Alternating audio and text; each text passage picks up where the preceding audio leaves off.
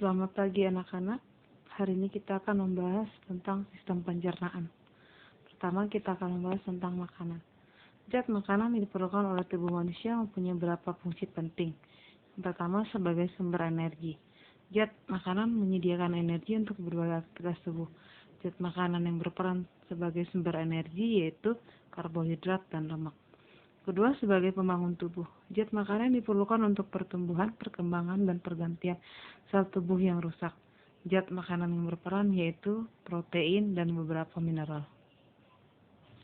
Sebagai pelindung.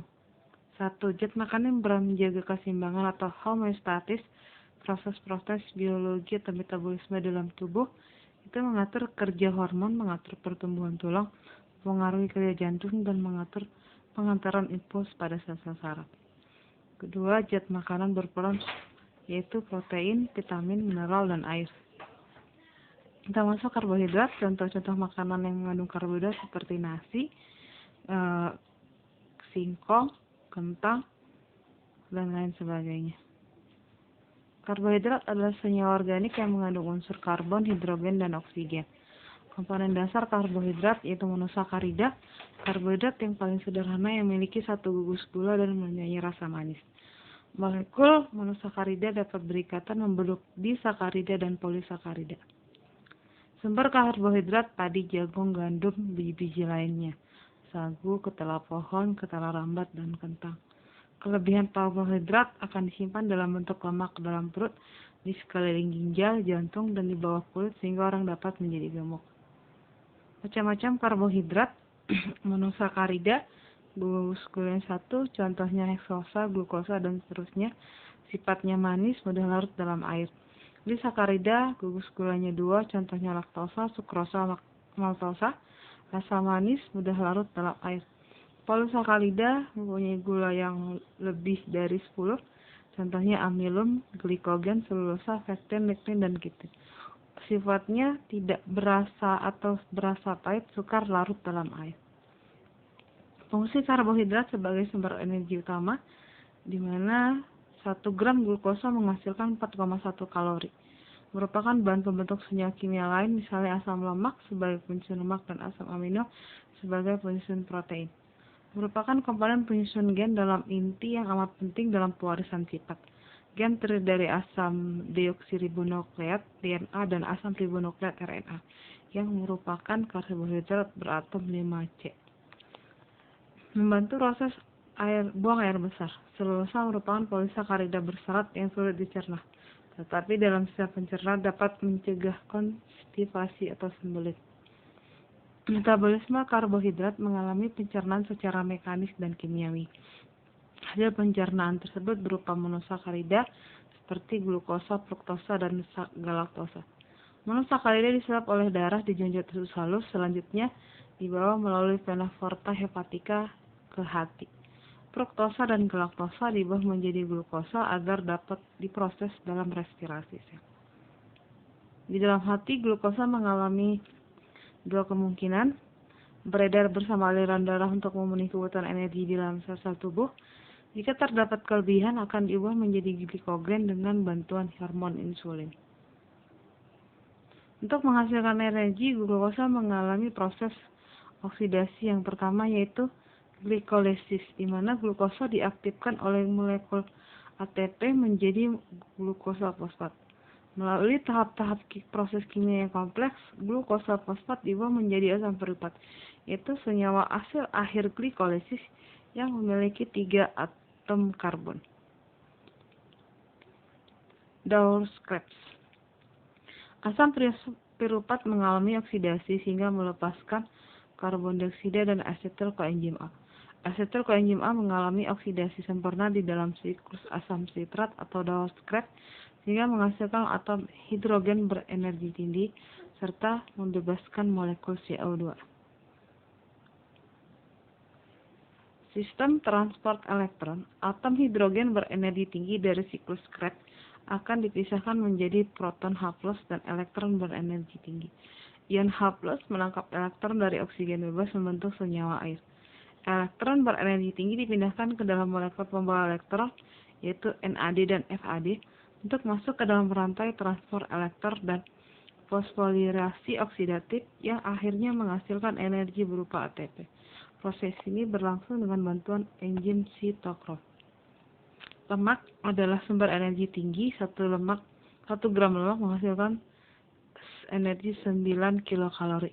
Lemak tersusun atas ada karbon, hidrogen, oksigen, dan kadang-kadang ada fosfor serta nitrogen. Berdasarkan komposisi kimia, lemak dibedakan menjadi sederhana, campuran, dan derivat lemak. Fungsi lemak sebagai sumber energi, pelindung tubuh dari pengaruh suhu rendah, pelarut vitamin A, D, E, dan K, pelindung alat-alat tubuh yang vital, dan sebagai bantalan lemak, bahan penyusun hormon dan vitamin. Berdasarkan ikatan kimianya, asam lemak dibagi menjadi 2, lemak jenuh dan lemak tak jenuh. Berdasarkan asalnya, lemak dibagi menjadi 2, lemak nabati dan hewani. Nabati berarti berasal dari tumbuhan seperti kelapa, kemiri, zaitun, dan berbagai kacang dan buah alpukat. Lemak hewani berasal dari hewan seperti keju, lemak daging, mentega, susu, ikan basah, minyak ikan, dan telur. Penyerapan lemak terjadi di dalam usus halus. Ini adalah contoh daripada lemak nabati, kacang hijau, kacang tanah, dan kacang merah. Lemak hewani ada daging, mentega, susu, ikan, dan telur. Protein. 1 gram protein menghasilkan 4 kilokalori. Protein adalah senyawa organik yang tersusun atas unsur karbon, oksigen, hidrogen, nitrogen, dan kadang-kadang mengandung unsur sulfur dan fosfor. Komponen dasar dari senyawa protein adalah asam amino. Asam amino dibedakan menjadi asam amino esensial, asam amino semi-esensial, dan asam amino non-esensial. Berdasarkan asalnya, protein dibagi menjadi 2, protein hewani dan nabati. Hewani berasal dari hewan seperti daging, telur, ikan asin, cumi, udang, susu, dan keju. Protein nabati adalah protein dari tumbuhan yang dapat diperoleh dari kacang tanah, kedelai, kecap, tempe, tahu, kacang ercis, dan kacang merah. Kandungan asam amino protein hewani lebih lengkap dibandingkan daripada protein nabati. Protein yang kita makan akan dicerna dan menjadi asam amino yang siap diserap di usus halus. Di dalam tubuh, asam amino akan diubah menjadi protein sesuai dengan kebutuhan tubuh. Fungsi protein sebagai penyusun sel-sel baru untuk pertumbuhan, perbaiki sel-sel tubuh yang rusak, dan mengatur semua proses dalam tubuh. Kekurangan protein menyebabkan pertumbuhan terhambat dan mudah terkena infeksi. Kelebihan tidak dapat disimpan di dalam tubuh akan dikeluarkan dalam bentuk urin. Ini adalah contoh daripada protein nabati, kedelai, kacang merah, kacang tanah, protein hewani, daging, ikan, dan keju. Mineral, tubuh membutuhkan mineral dalam jumlah sedikit, yaitu 4% dari kebutuhan total kalori. Mineral dapat diperoleh dari daging, sayuran, buah-buahan, susu, dan keju. Mineral berfungsi sebagai zat penyusun tubuh, mempercepat reaksi, dan menjaga kondisi fisiologis tubuh. Mineral tidak mengalami proses pencernaan karena sifatnya mudah larut dalam air, sehingga mineral juga diserap oleh darah di kapiler jonjot-jonjot usus halus. Berdasarkan jumlah yang dibutuhkan oleh tubuh, mineral terbagi menjadi 2. Makroelemen adalah unsur yang dibutuhkan dalam jumlah banyak, seperti natrium, kalsium, kalium, fosfor, magnesium, klor belerang, klor, dan iodium, dan magnesium. Mikroelemen adalah unsur yang diperlukan tubuh dalam jumlah sedikit. Ada mangan, kromium, kobalt, molybdenum, seng, dan tembaga. Vitamin adalah zat organik pelengkap makanan yang diperlukan tubuh.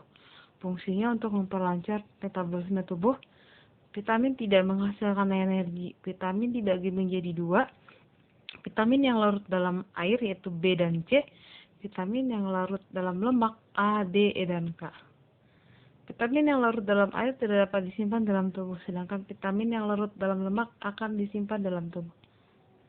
Air tidak menghasilkan energi, tetapi kandungan air dalam tubuh kurang lebih 60-65% berat tubuh.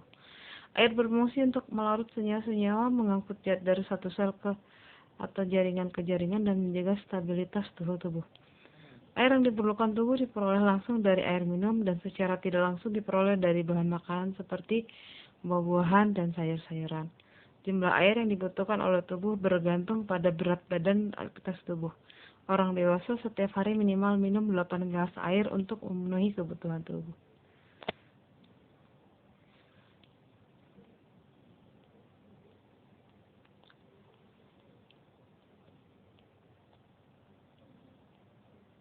Pewarna makanan.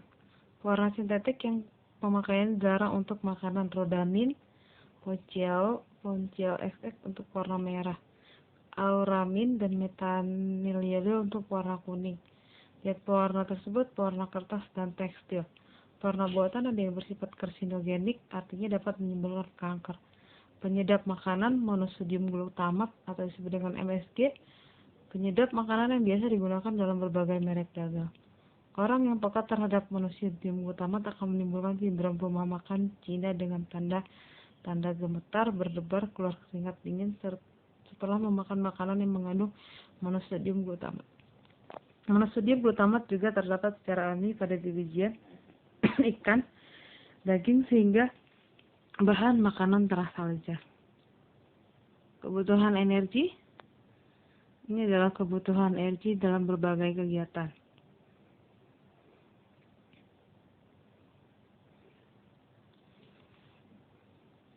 Uji kualitas makanan. Kandungan gizi dalam makanan dapat diketahui melalui uji makanan. Hal ini tidak dimaksudkan untuk mengetahui jumlah kandungan zat atau kuantitas, melainkan untuk mengetahui ada tidaknya kandungan zat atau kualitas pada makanan. Berikut adalah menguji kandungan makanan. Untuk menguji adanya tepung, gunakan larutan iodium. Jika tepung diberi larutan iodium, maka warnanya berubah menjadi biru kehitaman. Untuk menguji adanya protein, diberikan larutan bioret, akan berubah warna menjadi ungu. Untuk menguji adanya gula atau glukosa dengan menggunakan Benedict, akan berubah menjadi adanya endapan berwarna orange. Untuk menguji adanya lemak menggunakan kertas HPS, jika mengandung lemak, kertas HPS akan berubah menjadi transparan. Makanan yang seimbang. Menu makanan yang seimbang harus terdapat golongan makanan sumber tenaga, golongan pembangun sel jaringan, dan golongan pengatur kerja faal dalam tubuh. Makanan yang sehat dan seimbang tidak harus makanan yang mahal harganya, tetapi cukup dan lengkap gizinya. Makanan yang cukup artinya tidak terlalu banyak dan tidak terlalu sedikit. Terlalu banyak makanan akan menyebabkan obesitas atau kegemukan. Obesitas dapat mengakibatkan jantung koroner, kolesterol tinggi, dan asam urat tinggi.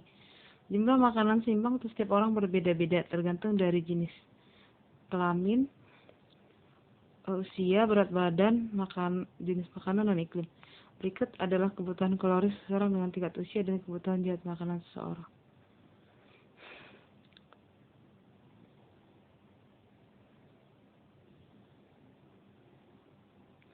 Menyusun menu makanan.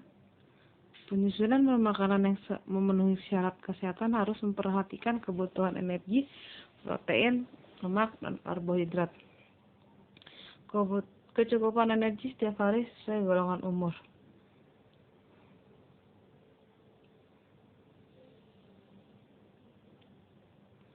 Kecukupan kalori protein untuk anak golongan umur 10-18 tahun 1-15 gram per kilogram berat badan. Kebutuhan lemak yang dianjurkan yaitu 10-20% dari energi total.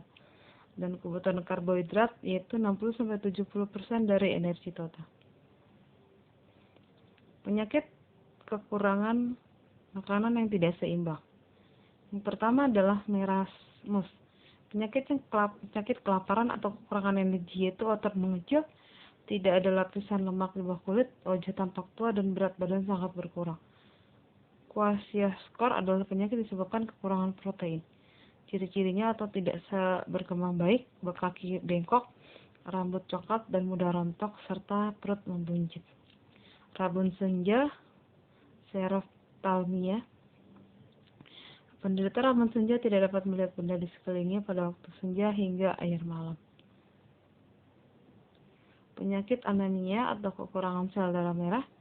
Anemia disebabkan karena kekurangan zat besi di dalam tubuh, sehingga kadar hemoglobin di darah menjadi rendah. Penyakit gondok atau pembengkakan kelenjar gondok disebabkan karena kekurangan yodium dalam makanan dan terdapatnya kandungan kapur yang tinggi pada air minum. Untuk memproduksi hormon tiroksin pada kelenjar gondok diperlukan yodium. Jika kekurangan yodium, maka kelenjar gondok membengkak.